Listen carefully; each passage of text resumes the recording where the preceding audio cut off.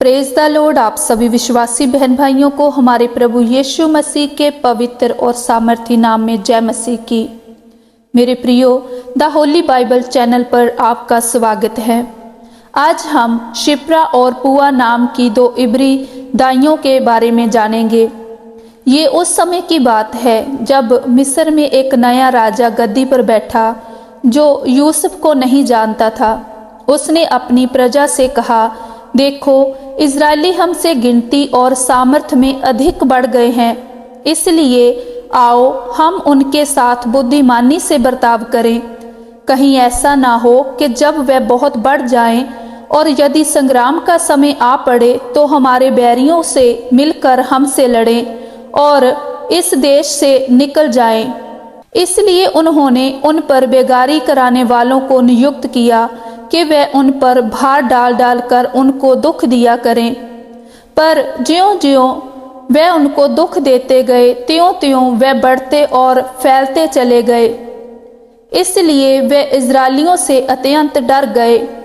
तो भी मिस्रियों ने इज़राइलियों से कठोरता के साथ सेवा करवाई और उनके जीवन को गारे, ईंट और खेती के भांति भांति के काम की कठिन सेवा से दुखी कर डाला। जिस किसी काम में वे उनसे सेवा करवाते थे उसमें वे कठोरता का व्यवहार करते थे। उस समय शिप्रा और पुआ नाम की दो इब्री दाइयाँ वहाँ रहती थी। राजा ने उनको बुलाकर आज्ञा दी, जब तुम इब्री स्त्रियों को बच्चा उत्पन्न होने के समय प्रसव के पत्थरों पर बैठी देखो, तब यदि बेटा हो तो उसे मार डालना और बेटी हो तो जीवित रहने देना। परंतु वे दाइयाँ परमेश्वर का भय मानती थीं, इसलिए मिस्र के राजा की आज्ञा ना मानकर लड़कों को भी जीवित छोड़ देती थी।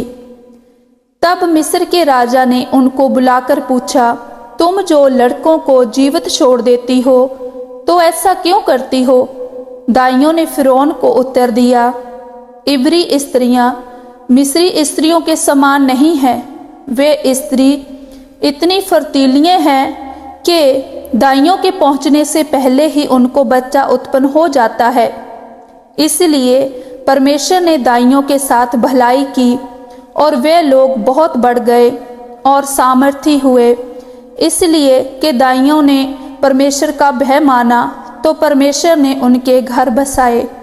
मेरे प्रियो, इस प्रकार हम इस वचन से जानते हैं कि जो परमेश्वर का भय मानते हैं उन्हें किसी और का भय मानने की ज़रूरत नहीं। जैसे दाइयों ने राजा की आज्ञा को नहीं माना, जबकि वो राजा उनके साथ कोई भी बुरा बर्ताव कर सकता था, लेकिन फिर भी वो परमेश्वर का भय मानती थी, तो उन्होंने परमेश्वर की इच्छा के अनुसार चलकर ही काम किया। मेरे प्रियो, इसीलिए वचन बताता है कि परमेश्वर ने उन पे दया की और उनके घर बसाए। हालेलुया। तो मेरे प्रियो, अगर आप परमेश्वर का भय मानते हो, परमेश्वर की इच्छा के अनुसार चलते हो, तो आपके ऊपर कोई भी कठोरता नहीं कर सकता। आपको हर तरफ से अनुग्रह प्राप्त होता है, क्योंकि परमेश्वर जब आपके साथ होता है तो आपके पास कोई भी शत्रु ठहर नहीं सकता। ये कहानी मैं आपके साथ शेयर करती हुई आपका धन्यवाद करती हूँ। आप भी परमेश्वर के साथ जुड़े रहें, परमेश्वर के वचनों के साथ जुड़े रहें और परमेश्वर की आज्ञाकारी करते रहें। हालेलुया। आप सबको जय मसीह की।